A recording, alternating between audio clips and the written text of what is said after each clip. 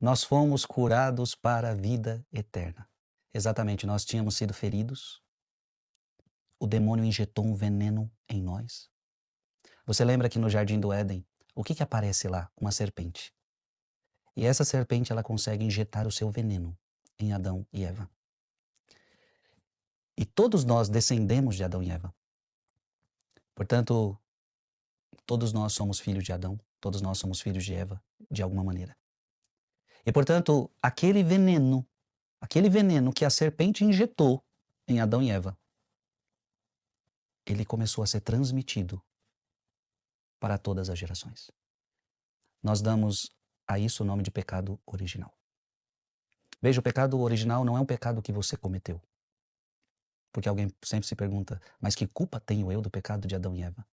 Não, o pecado de Adão e Eva, porque você está falando, que culpa tenho eu? Não, você não tem culpa nenhuma. Não é um pecado cometido, é um pecado contraído. Você contraiu. E contraiu porque somos da descendência de Adão e Eva. Por isso o Salmo 50 vai dizer, minha mãe concebeu-me no pecado. Você pode dizer isto, minha mãe concebeu-me no pecado. Então, o veneno da serpente, ele chegou até mim. Nós precisávamos de uma cura.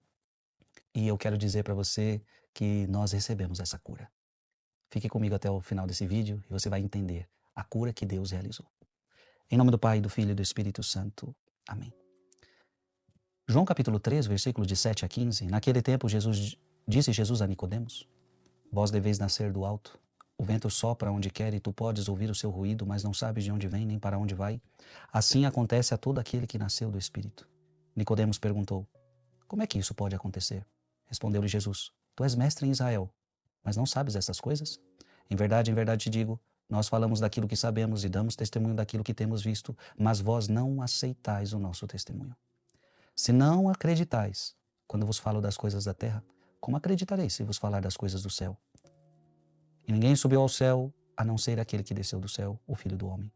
Do mesmo modo como Moisés levantou a serpente no deserto, assim é necessário que o Filho do Homem seja levantado, para que todos os que nele crerem tenham a vida eterna. Palavra da salvação. No início do vídeo eu comecei a falar para você da serpente que injetou o seu veneno em Adão e Eva.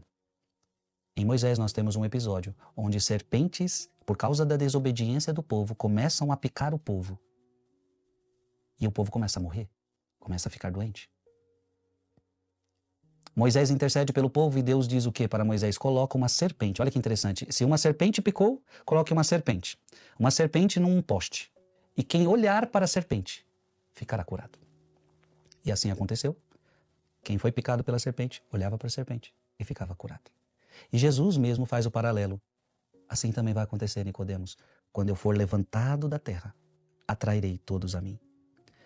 Ou seja, do mesmo modo como Moisés levantou a serpente no deserto, assim é necessário que o Filho do Homem seja levantado no poste, na cruz, para que todos os que nele crerem tenham a vida eterna. Ou seja, o Filho do Homem vai ser colocado na cruz. Quem crer nele será curado do veneno da serpente. Beda, ele diz assim: o Redentor do gênero humano não se revestiu da carne pecadora, mas da semelhança da carne pecadora, a fim de que, sofrendo a morte na cruz, pudesse libertar do pecado e até mesmo da própria morte aqueles que nele acreditassem. Que bonito. Ele se faz pecado, mas ele não tem pecado. Veja, o Redentor do gênero humano não se revestiu da carne pecadora, mas da semelhança da carne pecadora. Ele se fez maldição. A semelhança da carne pecadora. Do mesmo modo que aqueles que olham para a serpente de bronze que tinha sido erguida como sinal eram então curados da morte temporal e das feridas causadas pelas mordidas das serpentes, assim também aqueles que contemplam o mistério da paixão do Senhor, crendo, confessando e imitando sinceramente, são salvos para sempre de toda a morte que incorreram ao pecar em mente e corpo. Que bonito. Abra sua palavra em Romanos capítulo 8, versículo de 3 a 4. O que era impossível à lei, visto que a carne a tornava impotente, Deus o fez. Enviando por causa do pecado o seu próprio Filho, numa carne semelhante à do pecado, condenou o pecado na carne, a fim de que a justiça prescrita pela lei fosse realizada em nós, que vivemos segundo a carne, vivemos não segundo a carne, mas segundo o Espírito. E por fim, 1 Pedro capítulo 2, versículo 24. carregou os nossos pecados em seu corpo sobre o madeiro, para que, mortos aos nossos pecados, vivamos para a justiça. Por fim, por suas chagas, fomos curados. Você conseguiu entender?